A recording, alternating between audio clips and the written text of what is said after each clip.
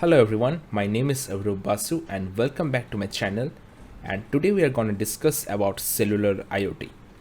Well, to begin with cellular IoT, first let's get an understanding why is it even required. To answer that question, just think about a scenario where your IoT device is actually based on Wi-Fi. So if your device is based on Wi-Fi and you are trying to deploy your device to such an area where there is no Wi-Fi coverage, then you are at a very great problem. Well, you can contradict me and say then that we have LoRa. Well, that's true. LoRa is particularly can be used in such scenarios. But here we'll try to keep our focus on the concept of cellular IoT and not just LoRa or other RF-based communication protocols. Why? Simply because if you are considering a solution which is quite mobile in nature, that is which is something not static, then there might be a problem of LoRa, or you might even consider a scenario in which you are just deploying one sensor node to a completely remote place, and for supporting that one sensor node you cannot have a gateway.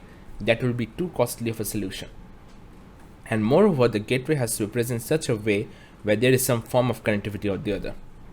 Well, to tackle all these scenarios, we have to concentrate on the fact that we have to use cellular communication for IoT. So for M2M or machine-to-machine communications, we need to depend on the cellular network. But here is again the challenge. What kind of cellular protocols do we have right now? Well, you can say that we have 2G, 3G, 4G, and 5G that's upcoming. Out of these four spectrums, the first two we can simply cut it off because most countries don't support it, while it was not the case a few years back, and even it's not the case for a few countries right now. For example, in India, there are lots of vehicle tracking solutions that have been developed by different vendors or by different startup companies. They're still using the 2G spectrum for M2M communication in IoT. The bad news is that this will work in India or in some other countries, but it won't work in other countries where they have pulled off the plug. For example, in Japan, in Singapore, in the United States, it will be a problem because they have pulled the plug for 2G.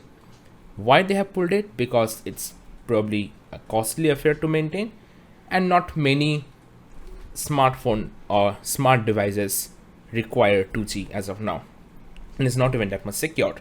Low bandwidth, many things are there.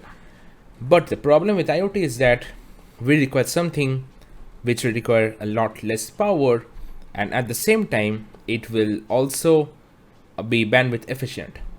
2G fit quite efficiently in this area, but since many countries are pulling off the plug and there is no point in sticking to an older technology, so we have to upgrade our systems. We have to upgrade our devices to a better network protocol and shift from 2G. So if you are planning to make some device like IoT devices in 2G, well, all the best. I cannot help you. Well, getting back, what are the options do you have? We can say that we can go for LTE based networks, something like 4G or 5G. But think about this way. We all have cell phone which supports 4G or 5G. Now these cell phones work ideally without charging. Like it can go up to like 1 day, 2 days, at the most 3 days in a single battery. I mean to say like in a single charge cycle. Is that really efficient when you talk in terms of IoT? So if you have a sensor node right now and I said I need to deploy it in a mountainous area where there might be a 4G coverage or 5G coverage, and it simply deployed it, there is no power. Now it's not possible for the manufacturer to go and change the battery every 2 days or so. It's not feasible, and that's why this 4G or 5G cannot be used for M2M communication. That is, if there is a constraint of power. Now, what are the other options do you have? So we have something known as 3GPP. So it's known as a third generation partnership project. It's an organization which standardizes the use of cellular protocols. So 2G, 3G, 4G, 5G all has been standardized by 3GPP or third generation partnership project. Now what they have come up with their newer version of the releases, and this particular organization keeps on releasing newer standards every year or the other, or simply work on improving their older standards. So recently they came up with two things. The first one is NB-IoT or narrowband IoT, and the second one is LTE-M or long-term evolution M or Cat-M1.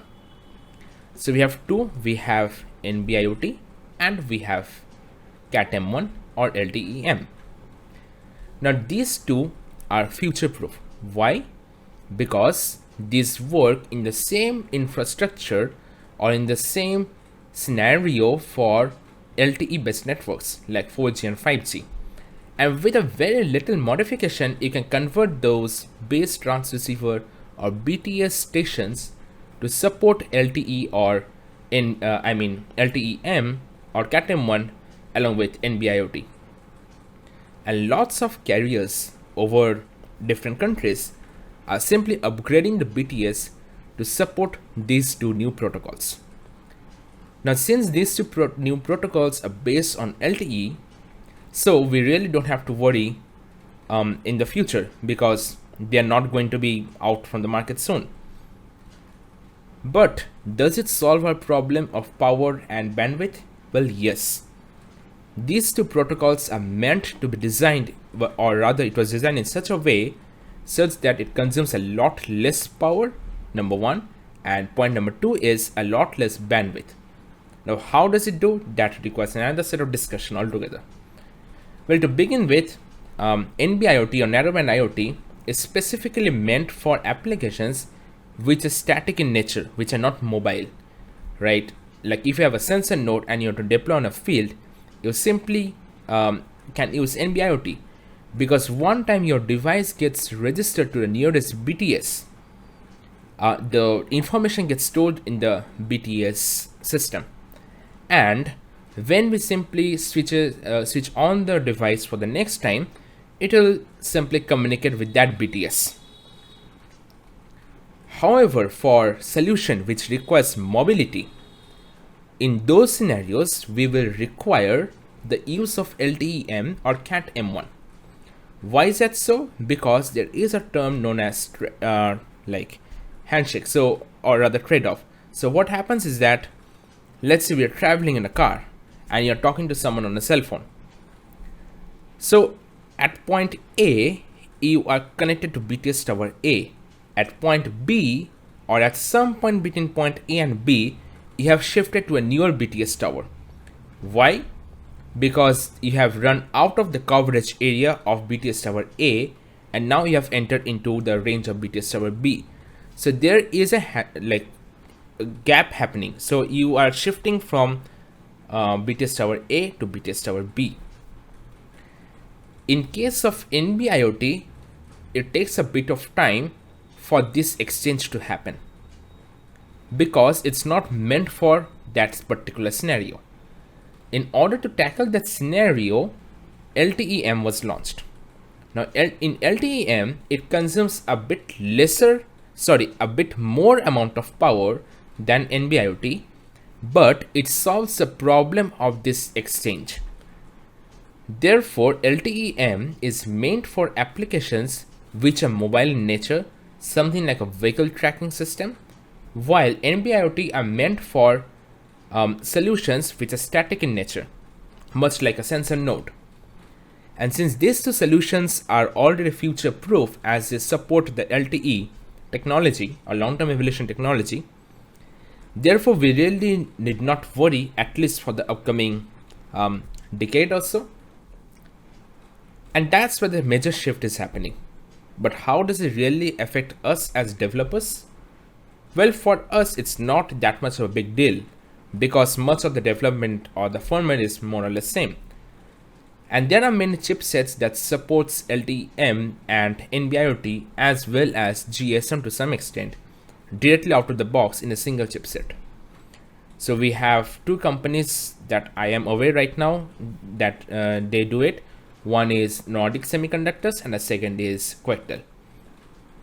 So these two companies have their own chipset which supports both of these modules. I mean all the network protocols that I've just discussed. So at some point you need to upgrade your devices from your normal 2G based networking devices to something like LTE-M or Cat-M1. And the best part is that you can use a single chipset for both Cat-M1 as well as for LTE-M. What you need to take care of is inserting a correct SIM card. So if you're using a chipset and if you're inserting a SIM card that supports LTE-M, then it will work with LTE-M based network topologies or network protocols. And if you're inserting a SIM card which works with narrowband IoT, then it will work with NB-IoT protocol. And this all has been standardized specifically for IoT for the very first time by 3GPP or the third generation partnership project.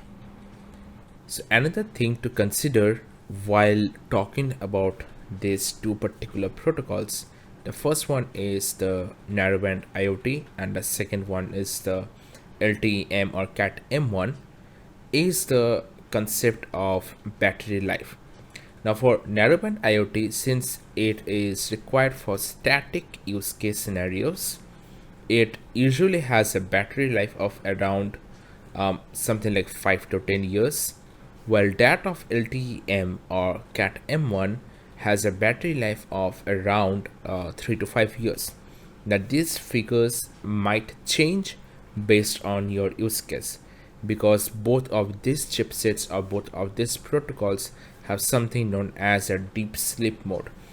So in case you are deploying it somewhere, your device might need to send the data like once every hour or once a day, then it won't be awake for the entire 24 hours.